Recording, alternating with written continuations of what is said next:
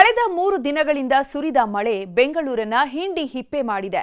ಪ್ರವಾಹ ಪರಿಸ್ಥಿತಿ ಉಂಟಾಗಿ ನಗರದ ಸ್ಥಿತಿ ಅಯೋಮಯವಾಗಿದೆ. ಹೇಗಿದೆ ಬ್ರ್ಯಾಂಡ್ ಬೆಂಗಳೂರು ದುಸ್ಥಿತಿ ಅಂತ ನೋಡೋಕೆ ಸಿಎಂ ಡಿಸಿಎಂ ಸಿಟಿ ರೌಂಡ್ಸ್ ಹಾಕಿದ್ರು. ಸಮಸ್ಯೆಗಳನ್ನ ಕಣ್ಣಾರೆ ಕಂಡ್ರು. ಸಂತ್ರಸ್ತರ ಸಿಟ್ಟನ್ನು ನೋಡಿದ್ರು.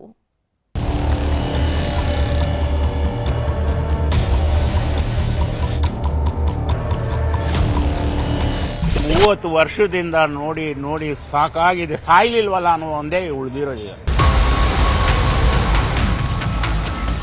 4 ದಿವಸ ಕರೆಂಟ್ ಇಲ್ಲ, ಏನಿಲ್ಲ, ಊಟ ಇಲ್ಲ, ಹೆಂಗಿರೋದು ಸರ್ ಇಲ್ಲಿ?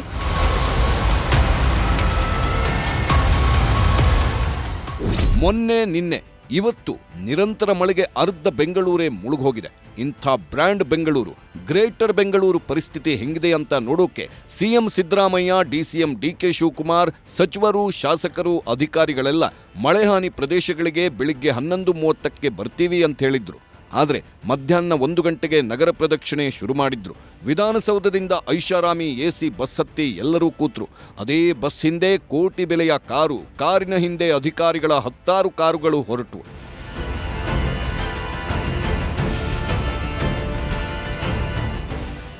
ಮುಖ್ಯಮಂತ್ರಿಗಳ ನಗರ ಪ್ರದಕ್ಷಿಣೆ ಮೊದಲು ಮಾನ್ಯತಾ ಟೆಕ್ ಪಾರ್ಕ್ ಕಡೆ ಬಂತು.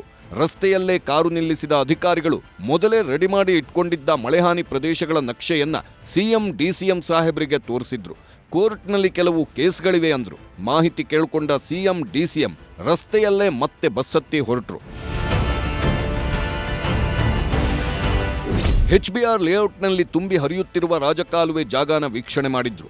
ರಾಜಕಾಲುವೆ ಪಕ್ಕದಲ್ಲಿರುವ ರೈಲ್ವೆ ಟ್ರ್ಯಾಕ್ ರಸ್ತೆ ಸರಿಪಡಿಸಿ ವಿಸ್ತರಣೆ ಮಾಡಿ ಅಂತ ಹೇಳಿದ್ರು. ಜೊತೆಗೆ ಮುಳುಗಿದ ಪ್ರದೇಶಗಳ ಮನೆಗಳಲ್ಲಿ ಬೇಸ್ಮೆಂಟ್ ಪಾರ್ಕಿಂಗ್ ಮಾಡಿಸಬೇಡಿ, ಕೆಳ ಹಂತದಲ್ಲಿ ಮನೆ ನಿರ್ಮಾಣಕ್ಕೆ ಅವಕಾಶ ಕೊಡಬೇಡಿ, ಟೌನ್ ಪ್ಲಾನಿಂಗ್ನಲ್ಲಿ ಬದಲಾವಣೆ ತನ್ನಿ ಅಂತ ಹೇಳಿ ಅಧಿಕಾರಿಗಳಿಗೆ ಹೇಳಿ ಹೊರಟರು. ವಡ್ಡರ್ಪಾಳ್ಯ ಲೇಔಟ್ ಗೆದ್ದಲಹಳ್ಳಿಯಲ್ಲಿ ಮಳೆಹಾನಿ ಪರಿಶೀಲನೆ ನಡೆಸಿದ್ರು. ರಾಜಕಾಲುವೆ ವಿಸ್ತೀರ್ಣ 29 ಮೀಟರ್, ಆದರೆ ಗೆದ್ದಲಹಳ್ಳಿಯ ಕಾಲುವೆ ಕೇವಲ 8 ಮೀಟರ್ ಇದೆ. ಆದ್ದರಿಂದ ಮೇಲಿನಿಂದ ರಾಜಕಾಲುವೆಯಲ್ಲಿ ಹರಿದು ಬರುವ ನೀರು ಓವರ್ಫ್ಲೋ ಆಗಿ ಸಾಯಿ ಲೇಔಟ್ಗೆ ನುಗ್ಗುತ್ತಿದೆ ಅಂತ ಅಧಿಕಾರಿಗಳು ಕಾರಣ ಕೊಟ್ಟರು.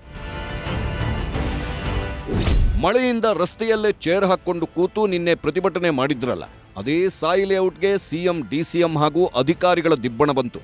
ಸಾಯಿ ಲೇಔಟ್ ನಿವಾಸಿಗಳ ಕ್ಷೇಮಾಭಿವೃದ್ಧಿ ಸಂಘದವರಿಂದ ಸಮಸ್ಯೆ ಆಲಿಸಿ ಮನವಿ ಸ್ವೀಕರಿಸಿದ್ರು. ಎಲ್ಲಾ ಸರಿ ಹೋಗುತ್ತೆ ಬಿಡಿ ಅಂತ ಬಿಲ್ಡಪ್ ಕೊಟ್ಟ ಶಾಸಕ ಬೈರತಿ ಬಸವರಾಜುಗೆ ಸಿಎಂ ಎದುರೇ ಕ್ಲಾಸ್ ತಗೊಂಡ್ರು. ಸರಿಪಡಿಸೋಣ ಸುಮ್ನಿರಿ ಅಂತ ಮುಖ್ಯಮಂತ್ರಿಗಳು ಹೇಳಿದಾಗ ಸಿಎಂ ಮೇಲೂ 10 ವರ್ಷದಿಂದ ಎಲ್ಲರೂ ಇದೇ ಹೇಳ್ತಿದ್ದೀರಾ ಅಂತ ಜನ ಸಿದ್ದರಾಮಯ್ಯನವರ ಮೇಲೆ ಗರಂ ಆದ್ರು.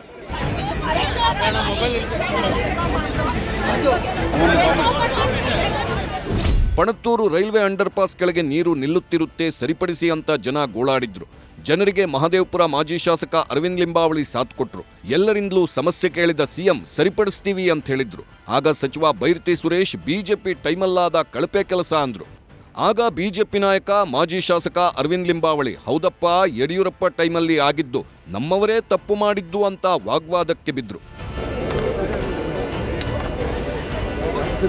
ಸಿಲ್ಕ್ ಬೋರ್ಡ್ ಜಂಕ್ಷನ್ಗೆ ಬಂದ ಮುಖ್ಯಮಂತ್ರಿಗಳಿಗೆ ಮೆಟ್ರೋ ಕಾಮಗಾರಿಯಿಂದ ಆಗ್ತಿರುವ ಅವಾಂತರ ಎಷ್ಟಂತ ಕಣ್ಣಿಗೆ ಬಿತ್ತು. ಜನಾನು ಮೆಟ್ರೋ ಕಾಮಗಾರಿ ಮೇಲೆ ಬೇಸರ ಹೊರಹಾಕಿದ್ರು. ಸಿಎಂಗೆ ಸಮಸ್ಯೆಗಳ ಬಗ್ಗೆ ಸ್ಥಳೀಯ ಶಾಸಕ ಸತೀಶ್ ರೆಡ್ಡಿ ವಿವರಣೆ ಕೊಟ್ಟರು. ರಾಜಕಾಲುವೆ ಬ್ಲಾಕ್ ಮಾಡಿ ಮೆಟ್ರೋ ಕೆಲಸ ಮಾಡ್ತಿರೋ ಮೆಟ್ರೋ ಅಧಿಕಾರಿಗಳಿಗೂ ಸಿಎಂ ಚಳಿ ಬಿಡಿಸಿದ್ರು. ನಗರ ಪ್ರದಕ್ಷಿಣೆ ಮುಗಿಸಿ ಕಾವೇರಿ ನಿವಾಸಕ್ಕೆ ಬಂದ ಮುಖ್ಯಮಂತ್ರಿಗಳು ಬ್ರ್ಯಾಂಡ್ ಬೆಂಗಳೂರಿಗೆ ಆಗಿರುವ ಧಕ್ಕೆ, ಜನರಿಗೆ ಆಗ್ತಿರುವ ಸಮಸ್ಯೆಗಳನ್ನ ಅಲ್ಲಗಳೆಯಲಿಲ್ಲ. ಸಮಸ್ಯೆ ಆಗ್ತಿರೋದು ನಿಜ ಅಂದ್ರು. ಸರಿಪಡಿಸ್ತೀವಿ ಅಂತ ಮತ್ತದೇ ಹೇಳಿಕೆ ಕೊಟ್ರು. ಆದ್ರೆ ಶಾಶ್ವತ ಪರಿಹಾರದ ಬಗ್ಗೆ ಮಾತ್ರ ಸಿಎಂ ಡಿಸಿಎಂ ಇಬ್ಬರಿಂದಲೂ ಸೂಕ್ತ ಉತ್ತರ ಸಿಗಲಿಲ್ಲ. 195 ಕಿಲೋಮೀಟರ್ ರಾಜಕಾಲುವೆ ಕೆಲಸ ನಡೀತಾ ಇದೆ. ಸುಮಾರು 2,000 ಕೋಟಿ ಅಂದಾಜಿನಲ್ಲಿ ಕೆಲಸ ನಡೀತಾ ಇದೆ.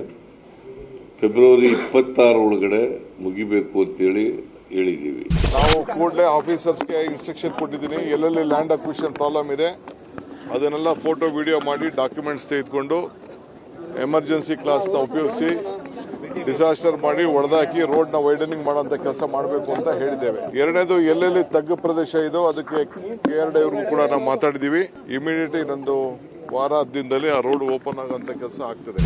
ಬಿಜೆಪಿ ಸರ್ಕಾರ ಇದ್ದಾಗಲೂ ಇದೇ ಗೋಳು, ಕುಮಾರಸ್ವಾಮಿ ಸರ್ಕಾರ ಇದ್ದಾಗಲೂ ಇದೇ ಗೋಳು, ಸಿದ್ದರಾಮಯ್ಯನವರ ಸರ್ಕಾರ ಇದ್ದಾಗಲೂ ಇದೇ ಗೋಳೆ. ಯಾರೇ ಬಂದರೂ ನಮ್ಮ ಸಮಸ್ಯೆ ಬಗೆಹರಿಸ್ತಿಲ್ಲ ಅಂತ ಜನಾನೂ ಗೋಳಾಡಿದ್ರು. ಕಸಗಳು ಹಾಕಿ ಇದು ಮಾಡ್ತಾರೆ. ಡ್ರೈನಲ್ಲಿ ತುಂಬ ಕಸ ಇದೆ, ಡ್ರೈನ್ ಒಳಗಡೆ ಕಸ ಇದೆ. ಆ ಕಸ ತೆಗೆದು ಇದು ಮಾಡಿದರೆ ಏನು ಪ್ರಾಬ್ಲಮ್ ಬರಲ್ಲ, ಅದು ಕಸ ತೆಗಿಯಲ್ಲ ಸರಿಯಾಗಿ, ಅದರಿಂದನೇ ಪ್ರಾಬ್ಲಮ್ ಬರೋದು. ಎಲ್ಲ ಗ್ಯಾರಂಟಿ ಕೊಟ್ಟು ಹೋಗಿದ್ದಾರೆ. ನಮಗೆ ಕಾರ್ಪೊರೇಟರ್ಗೆ ಹೇಳಿದ್ದಾರೆ ಕೆಲಸ ಎಲ್ಲ ಮಾಡ್ಬೋದು. ಏನನ್ನ ಪಬ್ಲಿಕ್ ಯಾವುದು ಮನೆಗೆ ಯಾವುದೇ ಕಷ್ಟ ಪಡ್ಬೋದು, ಅವ್ರಿಗೆ ಏನನ್ನ ಕಷ್ಟ ಬಂದು ಆನ್ ದ ಸ್ಪಾಟ್ ನೀವು ಕೆಲಸ ಮಾಡಬೇಕು ಹೇಳಿದ್ದಾರೆ. Bureau report, news 18.